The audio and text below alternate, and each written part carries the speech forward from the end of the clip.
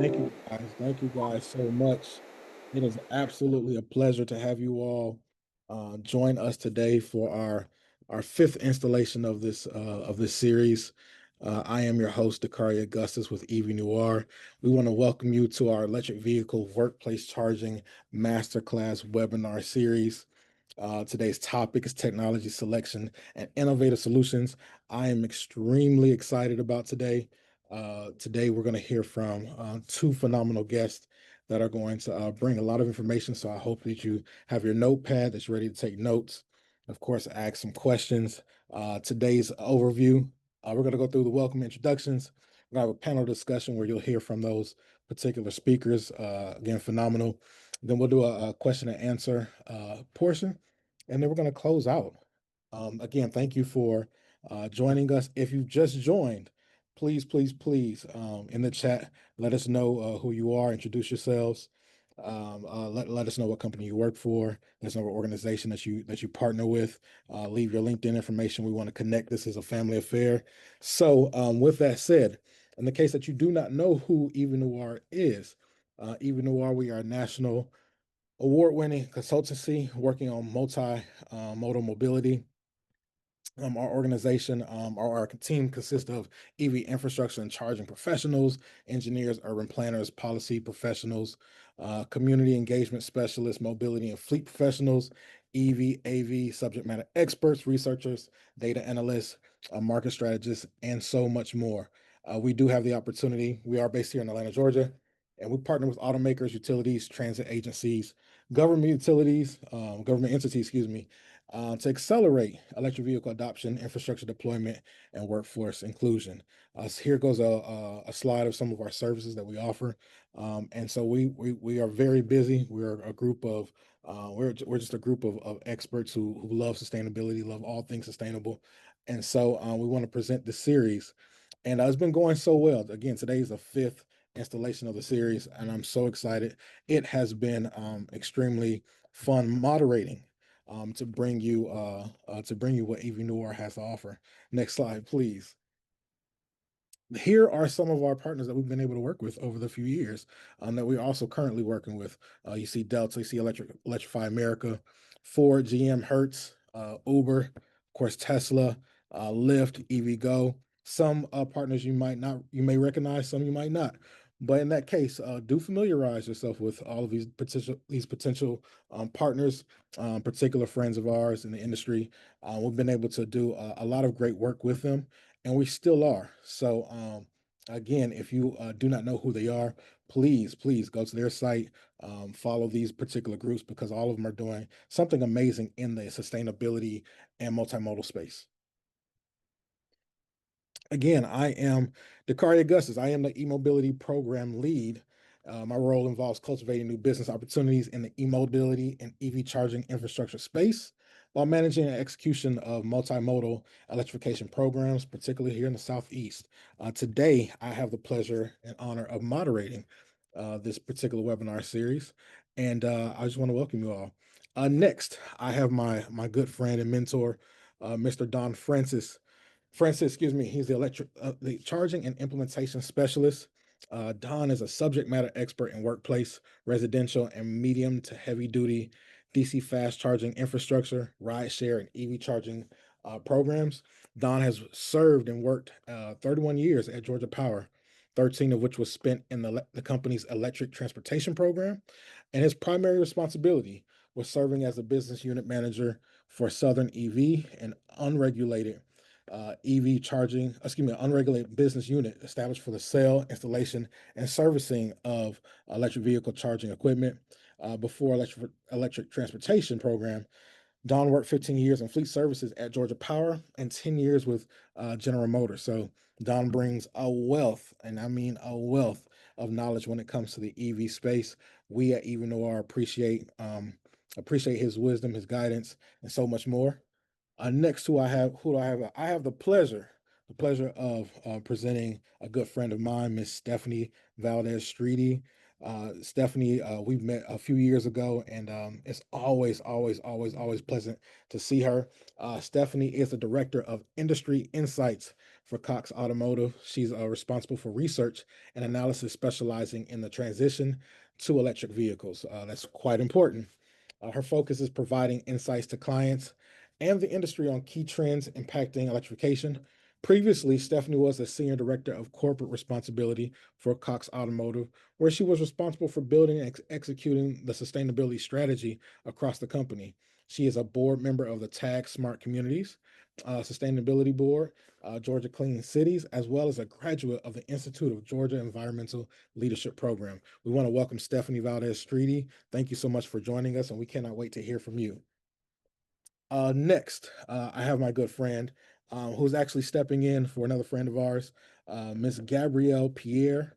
She is the Director of Strategy and Partnerships and Editor in Chief at the Georgia Network for Electric Mobility.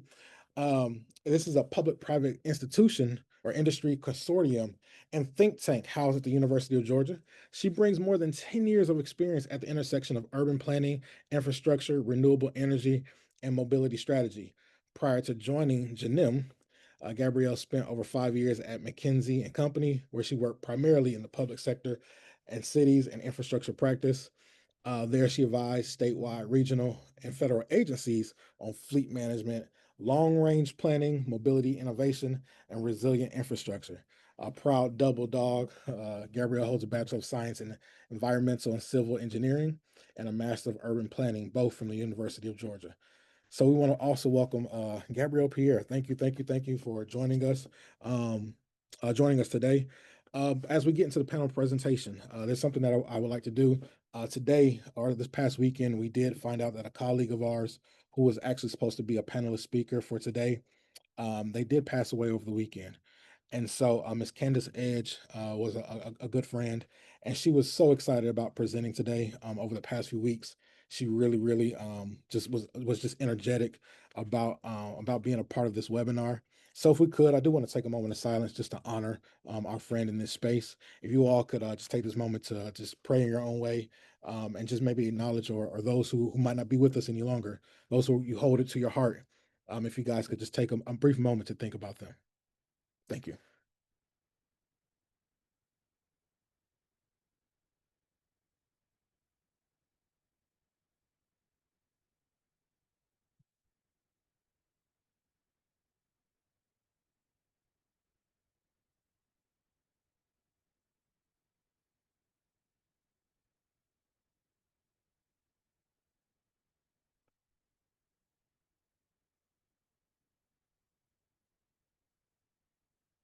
All right.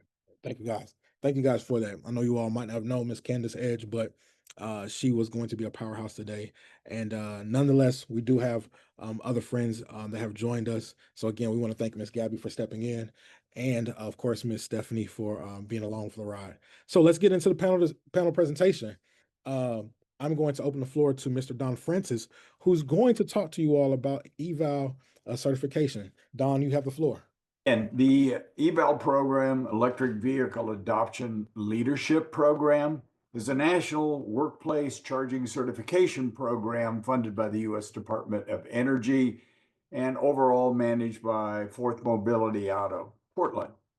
It's a recognition program for employers to implement, certify, and celebrate efforts to promote clean transportation at their workplace. The program recognizes businesses with initiatives such as providing EV charging, supporting carpooling, biking, public transit, and other incentives for sustainable commuting. The program is designed for these companies to gain national recognition as an EV-friendly workplace, be able to access best practices and tailored guidance is one of the things that EV Noir will offer to you.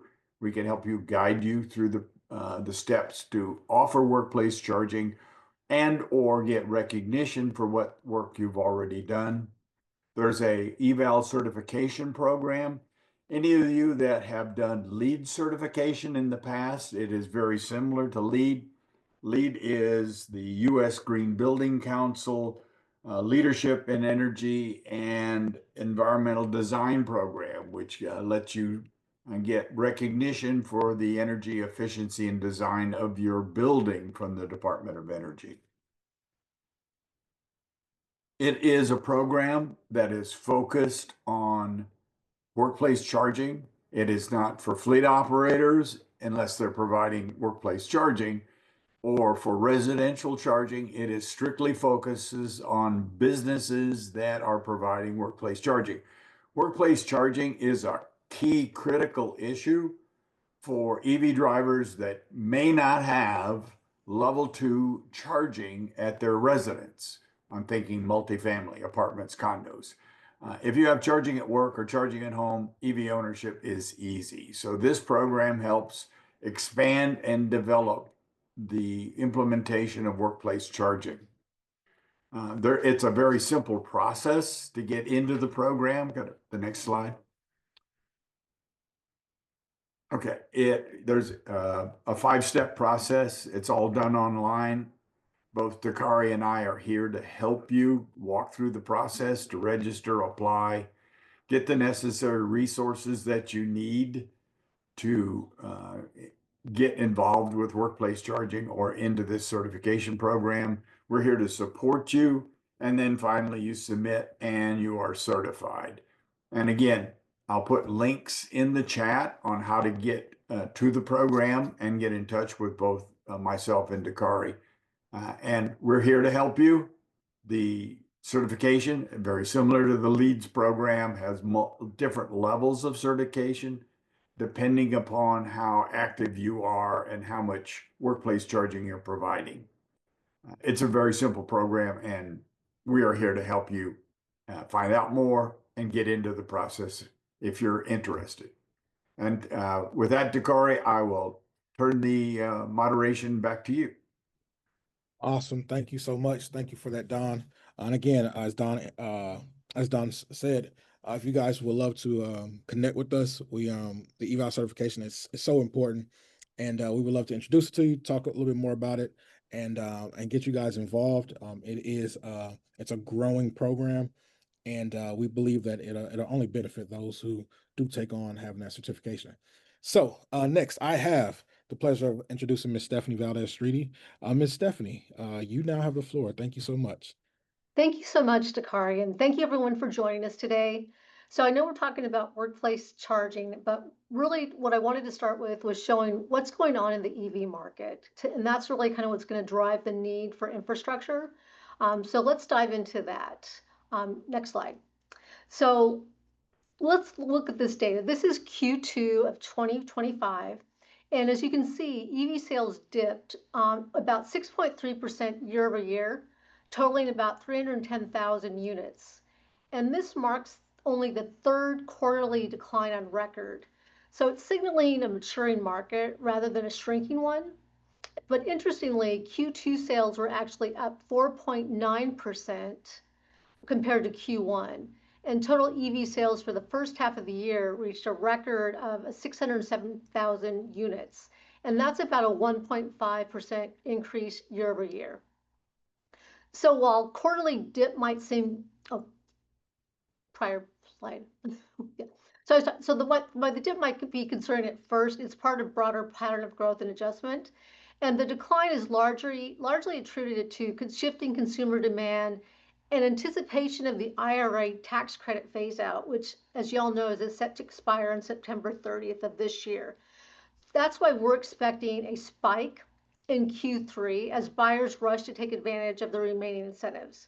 And another factor to consider is the role of sales incentives, and this is outside of the Inflation Reduction Act. Manufacturers have been very aggressive in putting sales incentives on EVs, and they reached an all-time high in June, which was 14.8% of transaction price, and that was nearly $8,500 per vehicle. And those incentives are really important to help offset that price premium that EVs have over ICE vehicles. And from a brand perspective, GM made the most significant gains. They more than doubled their volume compared to 2024 and Q2. And that put them right behind number 2, Tesla. And Tesla market continues to decline. And I was looking at July data and it dipped to the lowest to about 40% right now. So what does all this mean? So despite short-term fluctuations, the long-term momentum, we're going to have different peaks and valleys, but the future is electric. And I think it's just going to be important as we continue to have these things that are causing barriers to adoption, such as price, but also infrastructure. And now I want to highlight some of the findings that we found in our survey, our EV adoption study. So next slide. So let's look at a closer look at what's holding people back from buying electric vehicles. So the data is clear. There are several key barriers that continue to impact consumer decisions. First and foremost is cost. It's still that price premium. Many consumers still perceive EVs as too expensive. In fact, the average price that EVs considerers are willing to pay is around $44,000, while the actual average retail price of an EV is closer to $57,000. So that's a huge gap, and that really is deterring some potential buyers. Next is the lack of charging stations, especially in residential areas. This is a major concern for people who don't have access to home charging, such as those living in apartments or urban settings. So without reliable public infrastructure, the convenience of owning an EV diminishes. Also, I wanted to highlight some other concerns such as battery related. Customers are worried about the cost to replace a battery, how long it takes to charge. Interestingly though, despite these barriers, more than 50% of consumers say they're certain the next vehicle will be electric. And that's a strong signal of intent, but it's conditional. For example, 20% say they would not consider an EV at all if the tax incentives were removed. And this underscores the importance of policy support in driving adoption. But even with these incentives and regulations in place, they don't solve the everyday logistical challenges, especially for those who can't charge at home. And this is exactly why workplace charging is so important. For many consumers, especially those without home charging access, the workplace becomes the most practical and reliable place to charge. It helps bridge the infrastructure gap, reduces range anxiety, and makes EV ownership more feasible. So workplace charging is more than a perk, it's a strategic enabler of the EV transition. Next slide. So even current EV owners face challenges, and many of them which mirror the concerns of potential buyers. The most common frustration includes the lack of public charging stations, higher than expected costs for home charging systems, and unreliable public chargers that are often broken or unavailable. A surprising number of owners also didn't anticipate needing to upgrade their home electrical panels just to install a charger. And so this adds unexpected cost and complexity to what many assumed would be a plug and play experience. But there's also a major opportunity here. According to our most recent survey that you see up here, 93% of EV considerers say that receiving a free home charger would make them more likely to buy. That's a powerful insight. It shows that the small targeted incentive, like bundling a charger with a vehicle, can have a big impact on adoption. And these pain points are also reinforce the importance of workplace charging. For employees who face barriers at home, whether it's cost, infrastructure, or landlord restrictions, the ability to charge at work becomes even more of a game changer. It offers convenience, reliability, and a sense of support from their employer. And for organizations, it's a way to directly address the real world challenges that slow down EV adoption. Next slide. So continuing on the topic of at-home charging, a garage is not required, but it does help the process. EV chargers need to be protected from bad weather and extreme temperatures to perform their best. And so today, most EV owners live in a single-family home with a garage. However, as EVs become more mainstream, more and more consumers without garages will be considering an EV in the future. For this reason, the inability to charge an EV at home will become a growing challenge to adoption. And as you can see here, at-home charging isn't a top 3 barrier for those who have a garage, but is a key barrier among those who don't have a garage. So once again, just important to highlight the importance of access to charging. Next slide. And here I just wanted to show you how it's tracking in terms of ratios. So as we look at the current state of EV charging infrastructure in the US, this map highlights a key challenge, the ratio of battery electric vehicle registrations to public charging ports. So nationwide, the average is about 21.3 EVs per charging port. But as you can see, there's a significant variation by state. And some states have as few as 5 ports, while others are reaching 36. This means that in many regions, the infrastructure is struggling to keep pace with the rapid EV adoption. And just to put into context, comparing this to some leading global markets, China has about 10 EV ports per public charging point, the best ratio globally, thanks to their aggressive infrastructure build out. The European Union averages about 13 EVs per charging point. And Norway, which we always hear about the highest adoption, so despite being a global leader in that adoption, it has a much higher ratio, around 30 EVs per public charging port. But this is offset by widespread home charging. And so while the US is roughly on par with UK, which has about 21 EVs per public charging port, we're lagging way behind China and the EU in terms of public charging density. And this growing gap puts pressure on states and utilities to accelerate infrastructure deployment, not just to meet current demand, but also to support future growth and evolving customer expectations. So as EV adoption accelerates, closing this infrastructure gap will be critical to ensuring a seamless charging experience and supporting continued market growth. And as we've seen, the public charging infrastructure is critical, but it's only part of the solution. For many drivers, access to reliable charging at work can be a game changer, as I mentioned, helping to bridge that gap. So let's now explore some best practices for implementing workplace EV charging and how organizations can play a pivotal role in accelerating the transition. So for many people, as I mentioned, that can't charge at home, being able to plug in at work can make the difference between choosing an EV or sticking with a gas-powered car. It reduces range anxiety, supports daily commuting needs, and helps normalize EV ownership. So what can organizations do? So I've highlighted a few best practices. And first, let's start just with assess employee demand. So conduct surveys to understand how many employees currently drive EVs or plan to in the near future, and use regional EV adoption trends to estimate future growth. So that's kind of doing that assessment, really knowing what's the need. Next is what are the locations? Chargers should be visible, accessible, and safe, and make sure that they're ADA compliant, and consider lighting, signage, and security, because that's one of the concerns with public charging, the whole safety concern, reliability. So it needs to follow that same criteria so that employees or whoever's using that workplace charging feels comfortable and safe. And then next, this is key, and Dawn, I mentioned some of this, about really coordinating with your utility provider. This is like so critical. You want to assess grid capacity, understand any upgrade needs, explore programs like demand response or time use rates to manage energy costs. So that's going to be really important. And then also select scalable hardware.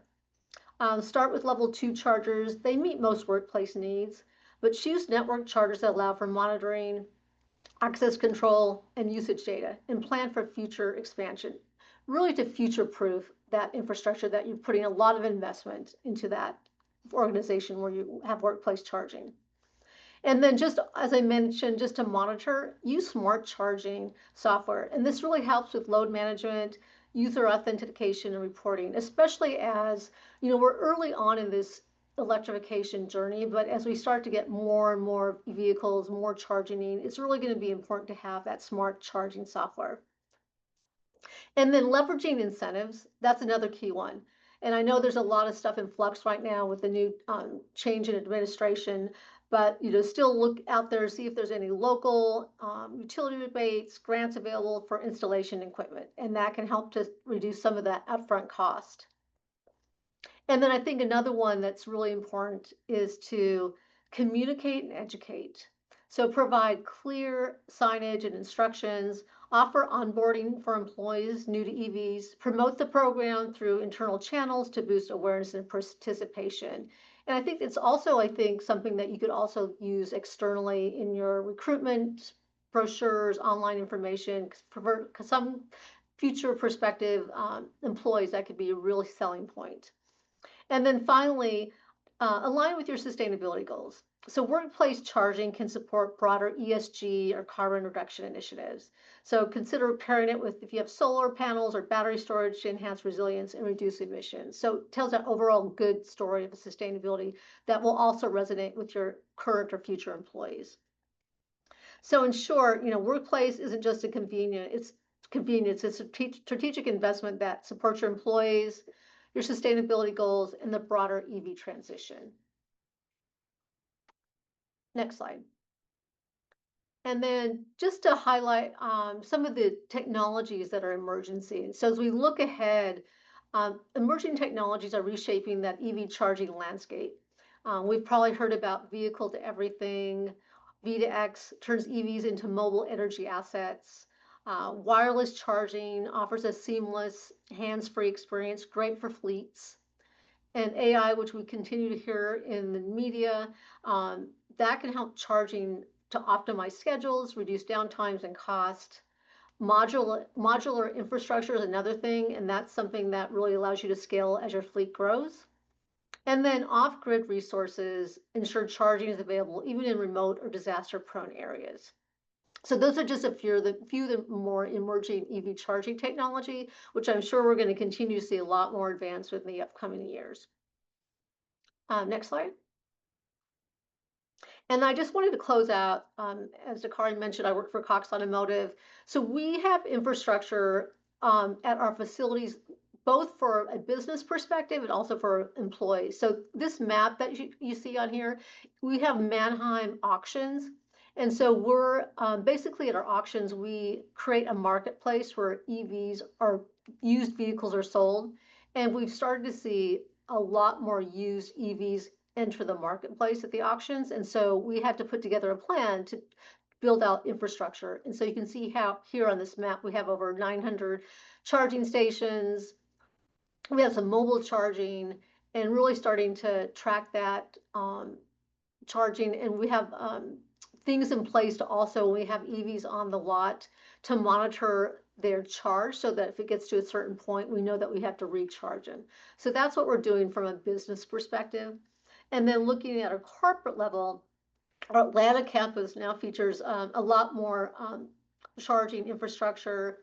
We have a total of 16 stations that are equipped with faster level 2 chargers, and 12 new stations have been added, and nearly 60 vehicles can charge daily. So these efforts out of both our business and our main headquarters really show our commitment to this electrification journey and really providing our customers and employees an opportunity to charge at home and hopefully get rid of some of that range anxiety or charging anxiety that they might have. And with that, I think that's it.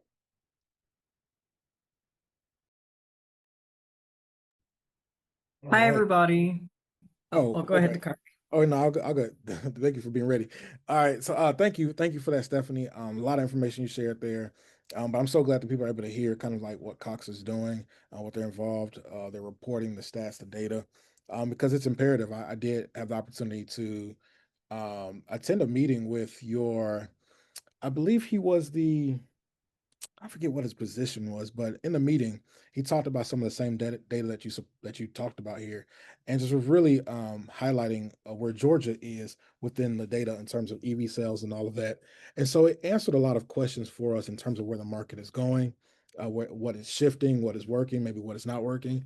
So again, of course, it's a family affair. So to everyone, we're learning about these different things, and that's what this platform is for. That's what the webinar is for. Is to kind of know, just all of us being able to move in the same direction, and win in at the same pace. All right. So thank you again for that, Miss Stephanie. Next up, I have Miss Gabby Pierre. Miss Gabby, you now have the floor. Take it away. Hi. And the meeting that we were at, I think it was Jonathan Smoke, who's on the Yes. same team as Stephanie, actually. Yes. Yes, I remember Brilliant. you mentioned that. Yeah. Brilliant presentation. Hi, everybody. I'm excited to talk to you guys about EV fire safety today. particularly two recent publications from our end. One is an EV fire safety brief or white paper that we co-published with City of Atlanta and the Mayor's Office for Sustainability and Resilience. And then the other piece, more recently, we published an EV fire safety technical guide for all audiences, whether you're actually, can you go back, please? And just stay there for a sec. Okay, thank you. Sorry. And then the other piece, we published a EV fire safety technical guide that's focused on kind of all of the different types of owners, from EV owners on the residential and commercial side, all the way to fire responders and other first responders as well. I'll link both of those in the chat when I'm done kind of chatting about this. So part of why we were highlighting City of Atlanta is that they passed an ordinance in January of this year that will go into full effect in January of 2026. That's probably the most forward-looking EV ordinance across all levels, municipal to federal, that we found. And part of what's unique about it, and now you can go to the next one, Amira. Thanks.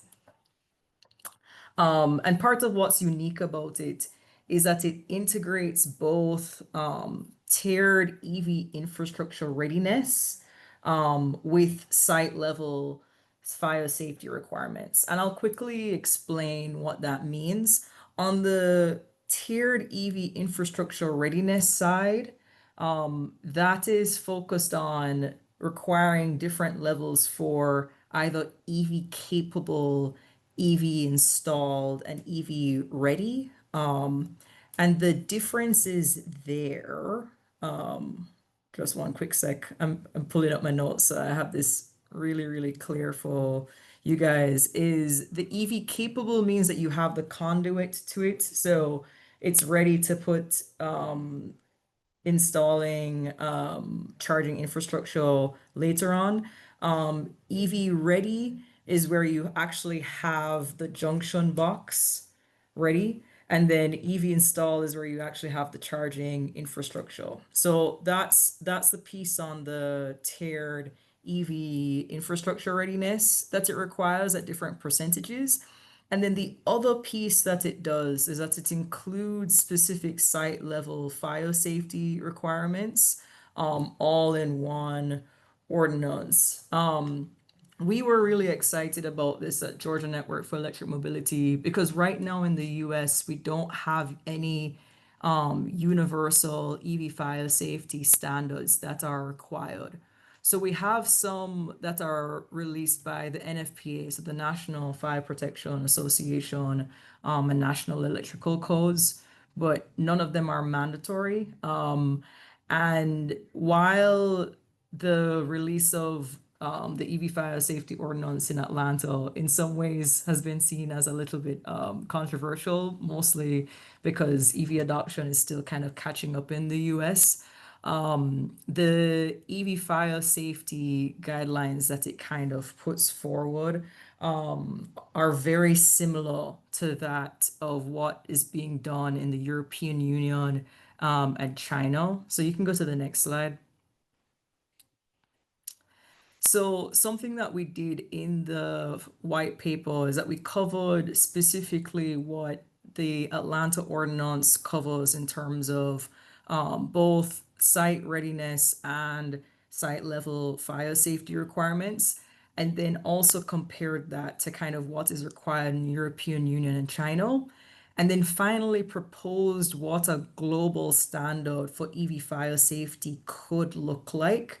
And this is something that we worked pretty closely with Candice on and really appreciated her insight on a lot of this. Some of the key things on the fire safety requirements at the site level are focused on where you put the chargers, ensuring proper ventilation, especially in urban areas, making sure that you're focusing on certain levels for parking, so it's easy for first responders to access them, um, as well as other pieces like that as well, as well as certain things to prevent cross propagation of fires, etc. A lot of this is pretty technical, and I'm happy to answer any questions on it. And I'll also link the full reports and guide as well that give a lot of extra information. But some key things just to note on fire safety, that I'll just give us quick overviews on some of this. So the first one is the ventilation is a big part of it, and you want to catch a lot of the thermal monitoring and smoke detection early. So there are a lot of early detection systems. Specifically, the most advanced one is called a VESDA system that are focused on some of that. And the other piece is a key focus on fire response training where possible. Candace actually led a lot of training for the city of Atlanta, and they're working with some other cities on some of this training as well. And there are also a bunch of training resources on the EV fire safety front that we also include as a page of access and resources at the end of the EV fire safety guide as well. We worked with a lot of public sector and industry contributors on this. So a big thanks to these folks from Clean Cities Georgia, of course, the Mayor's Office of Sustainability and Resilience, City Electric Supply, Candace, who's at the City of Atlanta, and then Mike Wharton, who is at Athens Clarke County Unified Government, who's also giving us a lot of great real world insight on kind of the challenges that they're having and a lot of the key questions that they wanted answered in what we answered in the technical guide as well. Not pictured here, we also worked with a company called ESSPI, who does a lot of fire safety training, and they're based in Michigan, who also gave us a lot of great real world insight for the EV fire safety technical guide as well. And this is me. Yeah. You can close it out now. Thank you.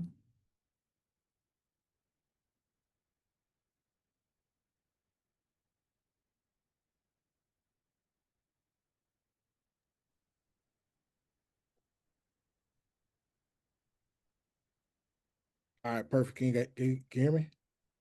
Yep. All right, perfect. We're all Perfect. Awesome. Thank you for that, Gabby.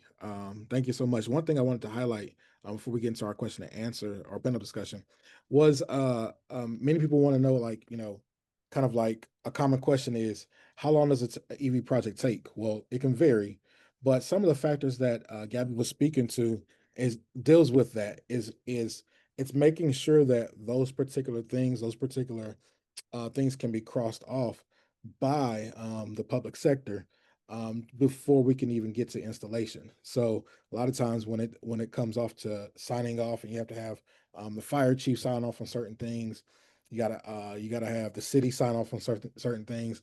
This is all a part of the time that it takes before we even get to the construction piece. So a lot of times the discrepancy that we see as relates to car production, as Stephanie was kind of talking about, and infrastructure being there, is that construction timeline it's behind the car production. So that's been a piece of and when you kind of work in that field, that's been a piece that's really been really tough to kind of get around, because you may take 4 to 5 months just getting things approved, just getting the checklist checked off before you can get to construction. And the construction is going to take obviously a few months, depending on the amount of chargers, right? Depending on the distance, depending on the lead time for the chargers, lead time for transformers, lead time for all the products that are involved and materials that are involved. So that's the kind of thing that you're trying to work through and work around. But these are some of the things that people just don't know unless you're really involved with the application of chargers being installed. So I just want to highlight that. So thank you for that, Ms. Gabby. Excellent presentation. So now a couple of questions. the first question, how can organizations evaluate which EV charging technologies best align with their current operational needs and future scalability goals? And I want Miss Stephanie to answer that with for Cox. Maybe like what has Cox done when it We- comes to some of those particular projects for your locations? Yeah, I'll talk about our auctions, which I showed the map at the end of the presentation. So we're looking at the data. So as we know, new EV sales, record sales, 1.3 million last year. And in the used EV market, we started to see a lot more activity. So like Q2 of this year, we had a record 100,000 used EVs were sold retail. And that sounds small. It's still small. It's about 2% of the overall used market share, but it's growing. And we started seeing a lot of used EVs going through the marketplace or auctions. And so that's where we thought, you know what, we need to be able to charge these vehicles. So basically what we did to really kind of determine how many chargings, in addition to working with utilities and making sure we have all the regulations in place, is looking at what those projections are. And so one of the things that we've noticed in the new vehicle, and this has a lot to do with the Inflation Reduction Act, commercial credit, EV leasing has just taken off. Our most recent data point, which is April, 60% of EVs are leased. And so all those EVs are going to come off lease. And usually those off lease vehicles, a lot of them go through our auction. So we're seeing this number of EVs that are going to continue to grow. So that's kind of how we determine how many charging stations are we going to need throughout the country, and definitely in markets like California, a lot more versus, a location that Utah, for example, although Utah has pretty good new EV sales.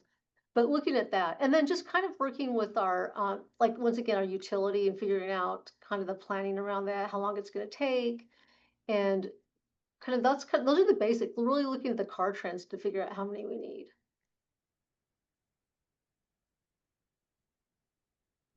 Awesome. Awesome. Thank you for that. Thank you for that. All right, next question. Next question. What we got? What we got? Next question up. All right. All right. What are the advantages and trade-offs between networked smart chargers and non-network basic options? Miss Gabby, could you elaborate on that? Sure.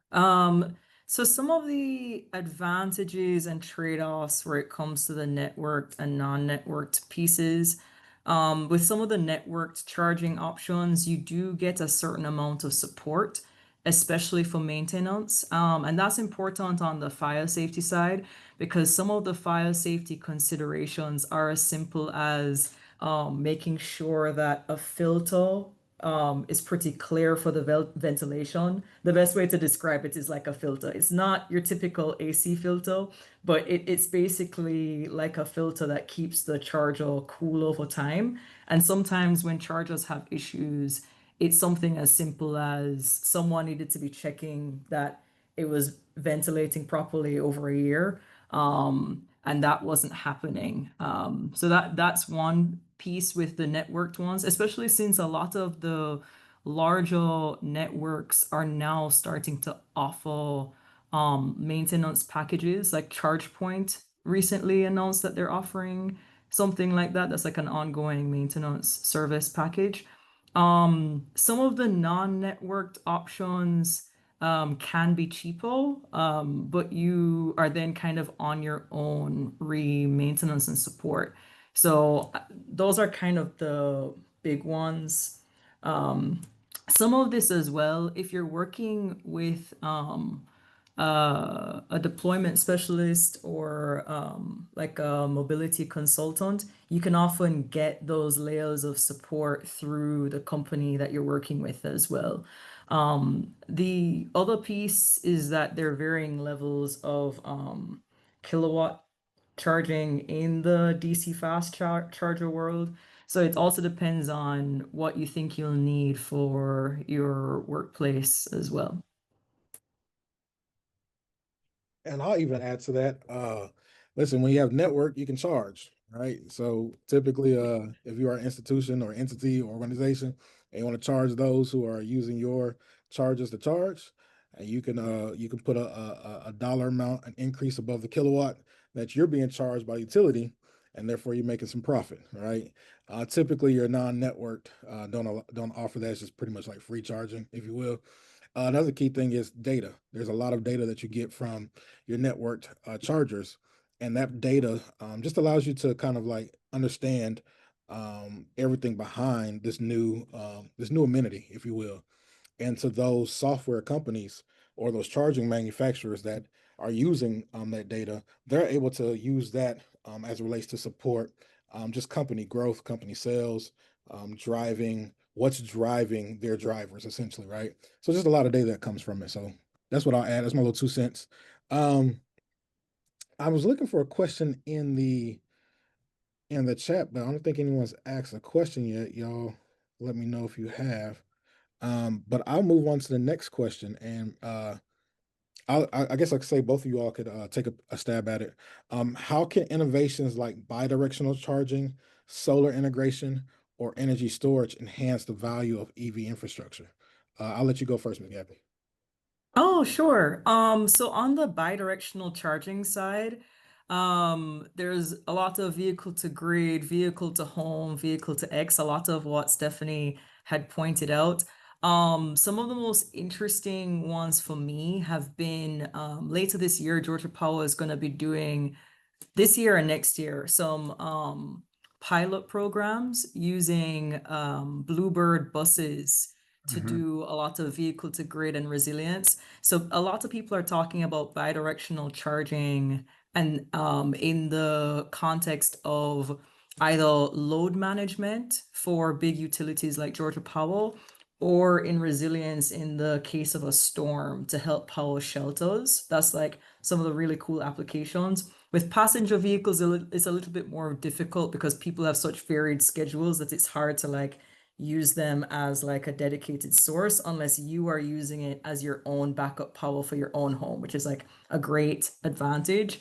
On the energy storage side, energy storage is actually being used to help put in charging infrastructure more quickly. So there are a lot of EV charging stations that have started to go in nationally in a shorter timeline. So closer to 5 to 6 weeks versus a much longer timeline in which Dakari can discuss re-permitting sometimes, because they're using battery storage or energy storage to help with load management for some of their grid capacity permitting, particularly in a lot of the Costco locations that have recently gotten some charging as well. And then I'm going to turn it over to Stephanie because I'm sure she has lots to add there as well. No, that was good. I think just from looking at the benefits we're talking about, just as Gabby mentioned, energy backup, grid stabilization. I keep thinking about like with EVs, it's all about the battery and this asset that can be used for many things. And especially as we have battery storage for grid stabilization, I think that's going to be huge, especially with the growing AI energy needs. So it becomes even more important for this technology to be used. So that's the only thing I would add. But everything else that Gabby said, ditto that. The only other thing I'll add on the solar integration side, part of why I like the solar integration is not just about the solar, but it's also the shading because you get much better efficiency on your charging infrastructure if you keep the ambient temperature a bit lower. Because if they overheat, they tend to charge at a lower rating than what is posted. So there is something to like shaded versus unshaded charging infrastructure, especially in more sun exposed or hotter locations. Perfect. Listen, thank you guys. You guys are killing it. All right, so we have time for probably one more question because I don't see another question in the chat just yet. So one more panel discussion question. What's next? What do we got? We actually there's did just one- have somebody drop something in the chat Okay. or in the Q&A. Based on your experience, what are the biggest operational or regulatory blind spots new EV charging station operators tend to overlook? And how can I proactively address those in the planning and execution phases? Great question.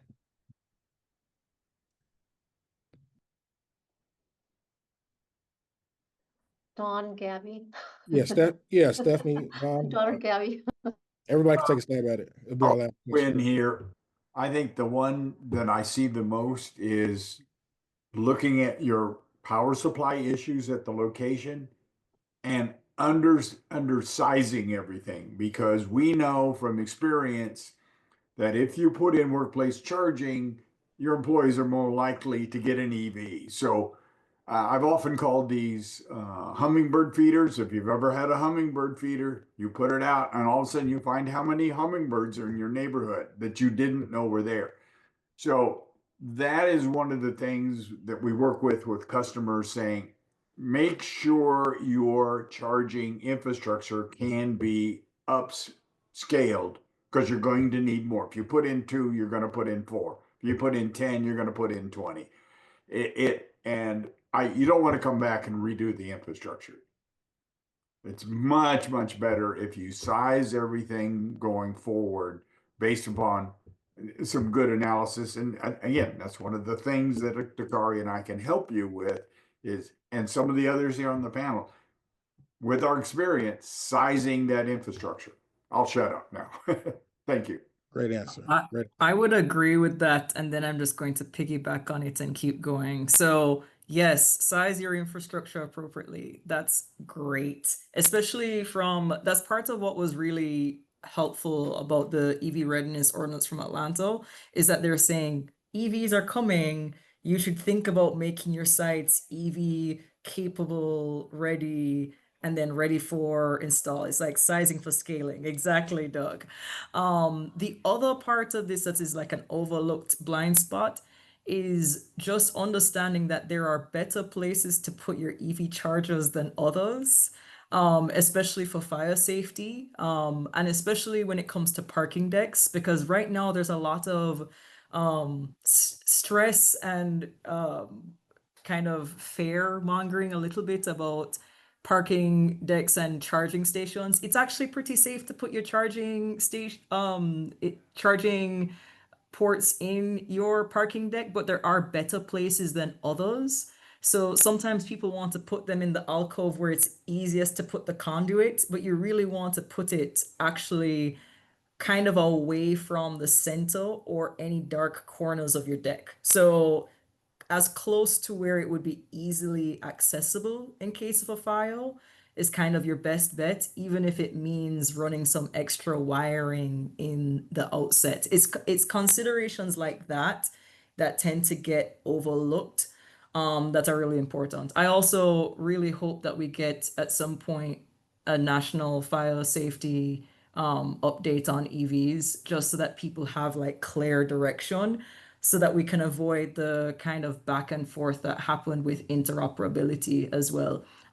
Read the weather affecting the charging equipment. What I said around the temperature, that matters as well. It's less of a concern with the cold extreme temperatures. It's the extreme heat that's more of an issue, Stephen. And I'll stop now. All right, awesome. So we have just a few minutes left. What I want to do is, Gabby, Stephanie, Don, can you guys make sure that your information is there in the chat once again, where people can reach you via email and or LinkedIn. And for those of you who have more questions, please feel free to reach out to these professionals, connect with them, set up consultations. They can help you, whether it's project related, information related. If you have another webinar or anything like that you would need them to come speak on, and all of the data that they have, there's just so much just between those three, some information that they can lead you to help make this successful. I think our next slide was going to be about just a reminder of the eval certification to those of you who did join a little bit later. If you weren't able to, okay, I'll talk about this. If you weren't able to connect with us, you can connect with Don and I to talk about the eval certification. We want to make sure that you are certified and nationally recognized and receive all the benefits from it. The next few webinars that we have coming up will be August 19th. That's in 2 weeks. And that'll be talking about employee engagement and program management. That'll be with our friends at Georgia Power. And they'll be talking about the Make Ready program, as well as that bus program that I think Gabby talked about. So we did get a little insight on that. I'm super excited about what they're doing with that. And I know that's pretty new, so I'll let them talk about that. And then one more, go back to that slide. Oh, same information. Okay. Our last webinar for this series is going to be on August 26th, talking about success stories and future trends. This one is going to be exciting because we're going to talk about and showcase just some of the successful implementations that we've been able to see just across the market, so everyone's aware of what is here and what's to come. All right. So that'll be super exciting as well. All right, next slide. Let's see here. I think the next slide is where they can register with us. Yes. So to register for these webinars, there is the QR code. If you will, you can hold your phone up to it. You'll click on the link and you'll be able to register for either one of those webinars. And listen, feel free to join both of us. I see some of our friends, they've rejoined some of our webinars along this journey, just to find out as much information as they can, to meet some more people, and to also connect.